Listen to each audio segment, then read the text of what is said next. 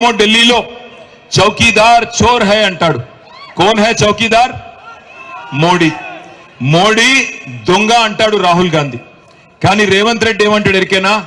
నై నై నై, చౌకీదార్ హమారే బడే బాయి హై, ఆయన నా పెద్దన్న, ఆయన దొంగ కాదు అని రేవంత్ రెడ్డి గారు అంటున్నారు. రాహుల్ గాంధీ అంటాడు అదానీ ఫ్రాడ్ హై అంటాడు. అదానీ అనేవాడు ఫ్రాడ్ అంటాడు, మోసగాడు అంటాడు. రేవంత్ రెడ్డి అంటాడు अदानी फ्रॉड नहीं है, अदानी हमारे फ्रेंड है, हमारे दोस्त है, हम जाके उसके साथ अलाई बलाई करते हैं और कागज पे दस्तखत भी ले लेंगे और उसको खुलेआम तेलंगाना में छोड़ देंगे. गुजरात मॉडल बेकार है अंटाडू राहुल गांधी. కానీ రేవంత్ రెడ్డి ఏమంటున్నాడు? గుజరాత్ మోడల్ షాందార్ హై అంటున్నాడు. అదే విధంగా దయచేసి మిత్రులారా, అన్నిటికంటే ముఖ్యం, నిన్నగాక మొన్న కాంగ్రెస్ మేనిఫెస్టోలో కేంద్రంలో రోహిత్ వేముల అనే ఒక తమ్ముడు చనిపోతే, ఒక దళిత బిడ్డ చనిపోతే, ఆయన అక్కడ యూనివర్సిటీలో ఆయన మీద జరిగిన కుల వివక్ష వల్ల చనిపోయినాడు, అందుకే ఆయన పేరు మీద ఒక చట్టం తెస్తామని చెప్పి కాంగ్రెస్ జాతీయ నాయకత్వం ప్రకటించింది. రేవంత్ రెడ్డి ఏం చేసిండో తెలుసా? ఆయన ప్రభుత్వం ఆ రోహిత్ వేముల దళితుడే కాదు, ఆయన బలహీన వర్గాల బిడ్డ అని చెప్పి కోర్టులో రిపోర్ట్ ఇచ్చింది రేవంత్ రెడ్డి ప్రభుత్వం. అందుకే నేను అంటున్నా, ఈ మనిషి రాహుల్ గాంధీతో ఉండడు.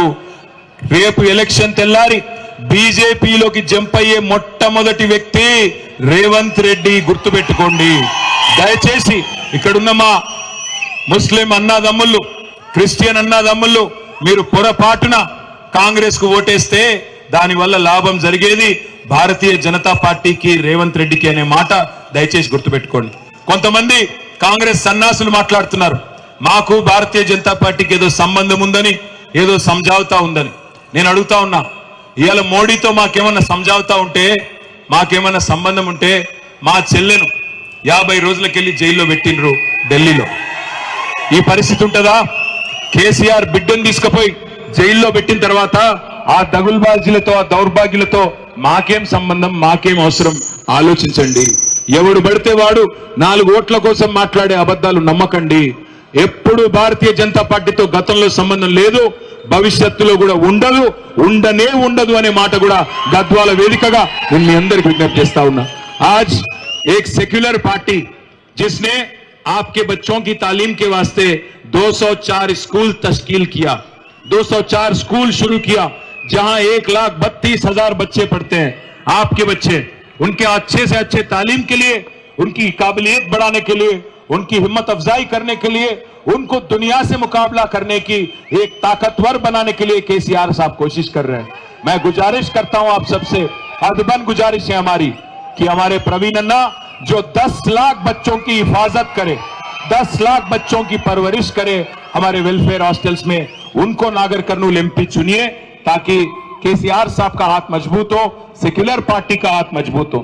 గద్వాల తాలూకాలో నేనైతే బలంగా నమ్ముతున్నా, కృష్ణన్నకు వచ్చిన దానికంటే 2-3 రెట్లు, మిమ్మల్ని చూస్తుంటే 2-3 రెట్లు ఎక్కువ మెజారిటీ ఇస్తాడు.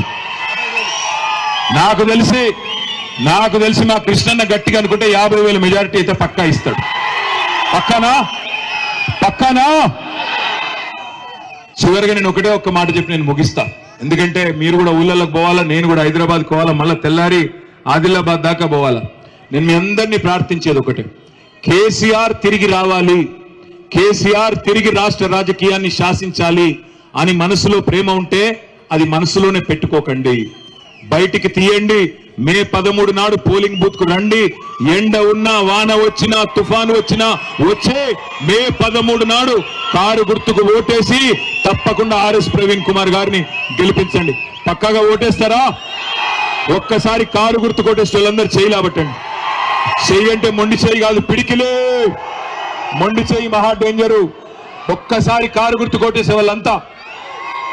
అక్కడ విజయరాయ అగ్రో ఏజెన్సీస్ లో మా వాళ్ళు లేరు. అక్కడ విజయరాయ అగ్రో ఏజెన్సీస్, జై తెలంగాణ. కారు గుర్తుకే ఆర్ఎస్ ప్రవీణ్ కుమార్ గారి కారు గుర్తుకే. బ్యాలెట్ లో 13 తారీఖు నాడు నంబర్ 1 ఉన్నది కారు, నంబర్ 1. డబ్బాలు తెరిచిన తర్వాత గద్వాల తాలూకాలో 50,000 ఓట్ల మెజారిటీ